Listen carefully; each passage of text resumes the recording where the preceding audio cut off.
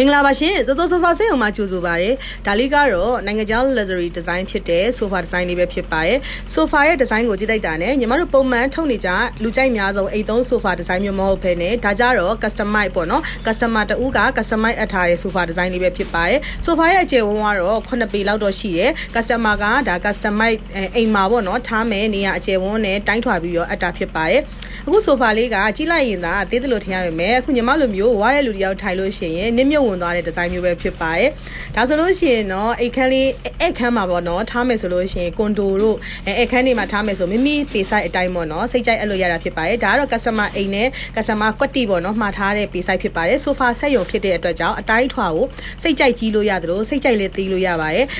ဒီ sofa လေးကတော့ဂရီဘာသားနဲ့ပြုလုပ်ထားတာဖြစ်ပြီးတော့ခြေစင်းလေးကအရှင်ပဲဖြစ်ပါတယ်ရှင့်အခုလိုမျိုး sofa ရဲ့ဘေးမှာခြေစင်းအပိုလေးပေါ့နော်အဲ့ဒါလေးကရွှေ့လို့ပြောင်းလို့ရတဲ့အတွက်ဒီလိုခုံတီးတက်ကြီးပဲထားခြင်းနဲ့ဆိုလဲရတယ်ဆိုင်တို့ဒီ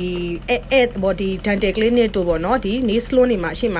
ဧည့်သည် customer waiting ခေါ်ဖြစ်လဲတုံးလို့ရတယ်လို့အဲ့ခန်းတွေမှာဆိုလဲအခုလိုမျိုး site ကိုဒီထက်ကြီးတာမျိုးပေါ့နော်ဒီထက်သေးတာမျိုးကြိုက်တယ်လို့အဲ့လိုရပါတယ် sofa ရဲ့ပုံစံကတော့လုံးဝကို luxury ဆန်တဲ့ design ဖြစ်တယ်ဝါတဲ့လူတရားအခုလိုမျိုးခြေစင်းပေါ်မှာထိုင်မယ်ဆိုရင်နင်းမြုပ်ဝင်သွားတဲ့ design မျိုးဖြစ်တယ်